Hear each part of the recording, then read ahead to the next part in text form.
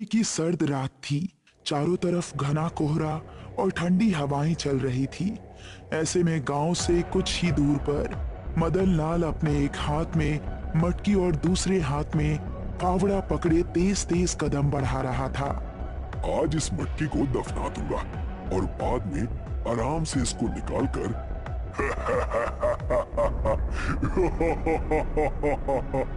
उसकी बात बीच में ही अधूरी रह गई जब उसको तीन लोगों के एक साथ हंसने की आवाज सुनाई दी। हे भगवान! उसे जंगल में एक जगह दिखाई दिया जहां काफी कम पेड़ थे।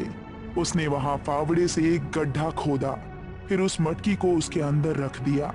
बाद में उसने जैसे ही उस पर मिट्टी डालने के लिए फावड़ा चलाना चाहा, तभी उसने ऊपर देखा तो तीन आत्माएं, जिसमें एक आदमी, एक औरत और तीसरा एक 14 साल का बच्चा था। हम तुझे ऐसा नहीं करने देंगे। तुझे इस मटकी के साथ ही दफना देंगे। उसका पैर अचानक से मुड़ गया और वो भी उसी गड्ढे में गिर गया। फिर तेज तूफानी हवाएं चलने लगी और उन हवाओं से सारी मिट्टी अपने आप गड्ढे के अंदर गिरने लगी और गड्ढा पूरी तरह से बंद हो गया। 40 दिन बाद परेश अपने तीन दोस्त अंगद, रमेश और मोहन के साथ घर के बाहर बैठा हुआ था। बता मोहन, क्या सोचा है तूने? सोचने वाली कौन सी बात है? अगर ऐसा हो सकता है तो ठीक है, कोशिश करके देख लेते हैं। ये हुई ना बात, तुम लोग कल रात को ठीक 11 बजे गांव की सरहद के पास वाले जंगल में मेरे पास आ जाना। ये तय करके वो सभी अपने अपने घरों को चले गए। अगली रात मोहन, रमेश और अंगद तीनों हाथ में फावड़ा लिए परेश की बताई जगह पर पहुंचे। उन्होंने देखा कि परेश अपने सामने कुंड जलाए बैठा हुआ है। उसके ठीक पास में ही एक काले कपड़े में 3 नींबू रखे हुए हैं। परेश, हम आ गए। बता क्या करना है? तुम तीनों यहाँ बैठ जाओ। वो तीनों जमीन पर बैठ गए। फिर परेश ने तीनों के हाथों में एक एक नींबू रख दिए और वापस अपनी जगह पर बैठ आंखें बंद करके कोई मंत्र जाप करने लगा। उन तीनों को अपने आसपास किसी की मौजूदगी का एहसास हो रहा था। हे प्रेतों के देव, हमें रास्ता दिखाइए कि वो मटकी कहाँ पर है। तभी उन तीनों के हाथ में रखे वो नींबू हवा में उड़ गए। ये देखकर वो तीनों हैरान थे, लेकिन परेश को जरा सी भी हैरानी नहीं थी। प्रेतों के देव, आपका स्वागत है, हमें रास्ता दिखाइए। उसके ऐसा कहते ही तीनों नींबू, जो कि हवा में थे, अपने आप आगे बढ़ने लगे। वो चारों अब उन नींबुओं का पीछा करने लगे। कुछ कदम चलने के बाद एक जगह नींबू रुक गए, फिर वहीं जमीन पर आ गए। यही जगह है वो जहाँ वो मटकी है, खोदना शुरू करो। उन तीनों ने उसके एक इशारे पर वहां खुदाई शुरू कर दी। काफी देर खोदने के बाद अब गड्ढा काफी गहरा हो चुका था।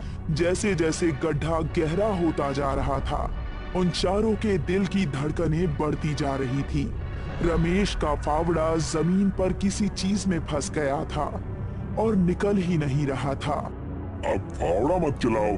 ये सुनकर उन्होंने दोनों हाथों से मिट्टी हटाई तो जो उन्होंने देखा, उसे देखकर उनके रोंगटे खड़े हो गए।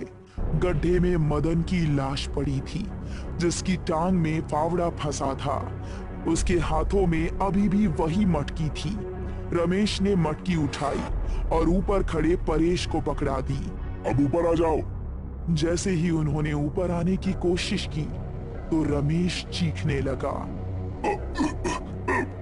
मेरा शरीर अकड़ रहा है, मेरा शरीर अकड़ रहा है, सब जल्दी से बाहर आओ। ये सुनकर मोहन और अंगद गड्ढे से बाहर आ गए, लेकिन रमेश का शरीर उसके काबू में नहीं था।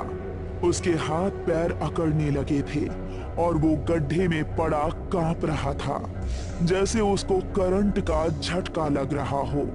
इससे क्या हो रहा है? ये बाहर क्यों नहीं आ रहा? मैंने एक बात तुम लोगों से छिपाई थी।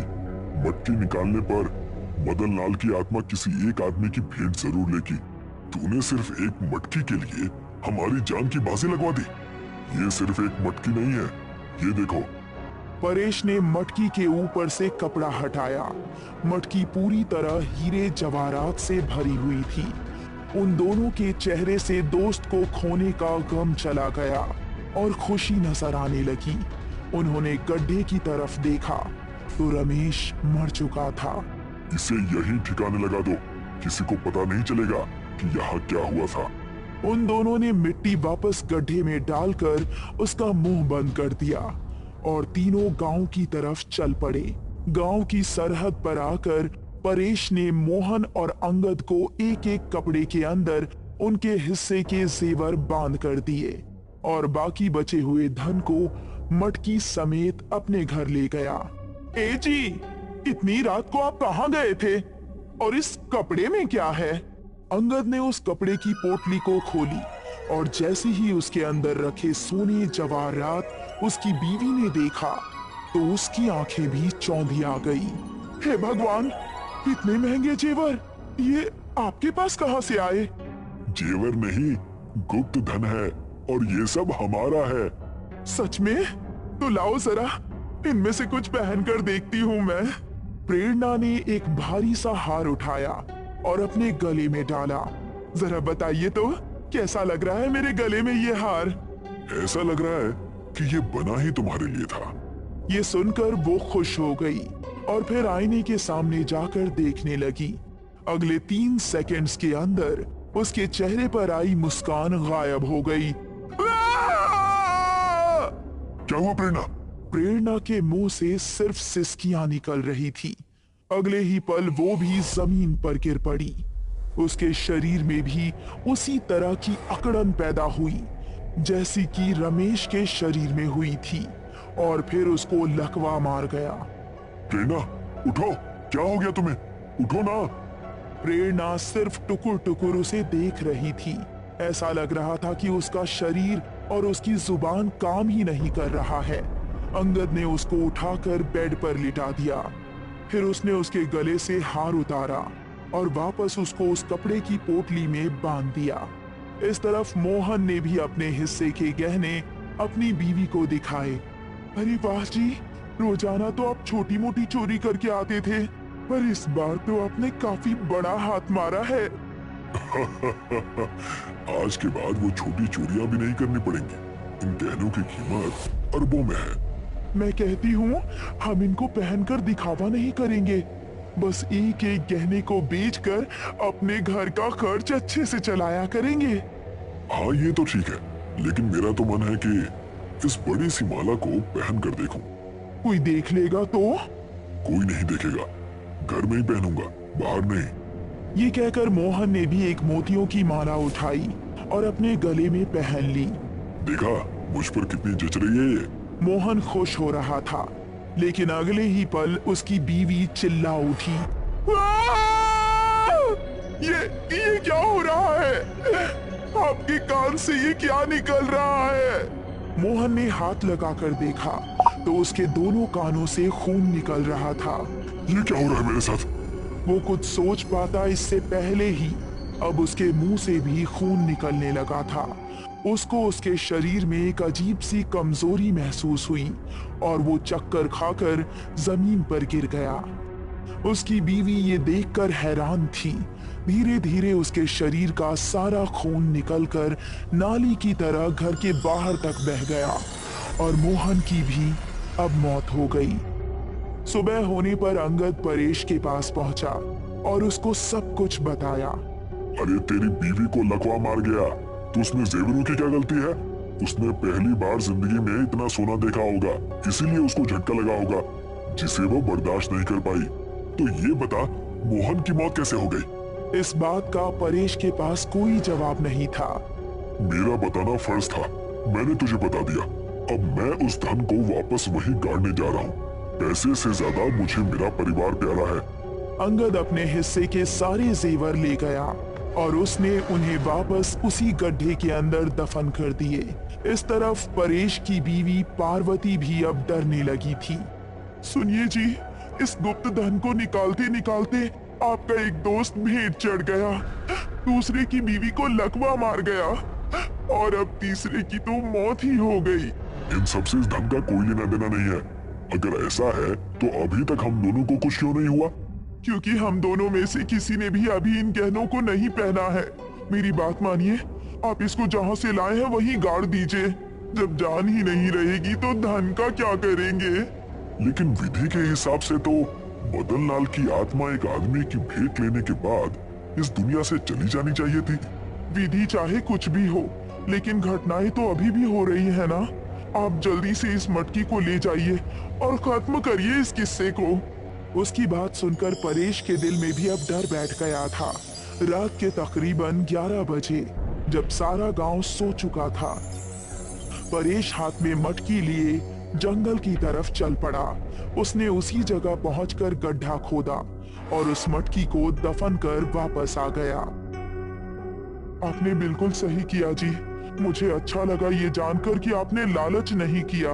उसके कुछ ही देर बाद परेश और पार्वती दोनों अपने बिस्तर पर थे कि अचानक से उनको एक हंसी सुनाई दी और उनकी आंख खुल गई।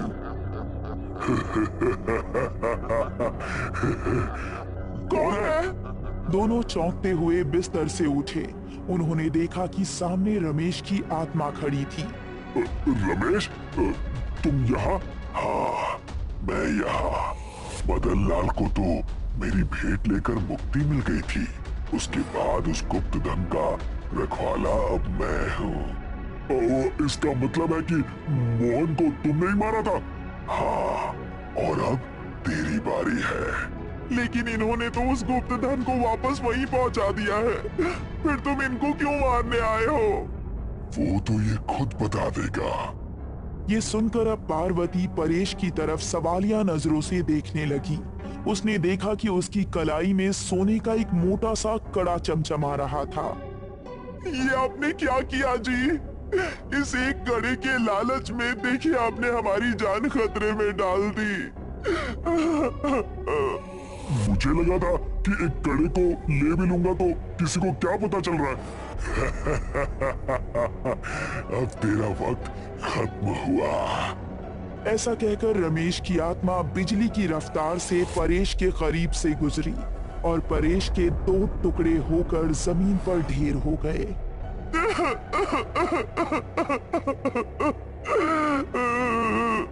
पार्वती परेश की कटी लाश के पास बैठकर रोने लगी। अब वो कड़ा परेश के हाथ में नजर नहीं आ रहा था। रमेश की आत्मा वापस वहीं पहुंची। उसके हाथों में वही कड़ा था।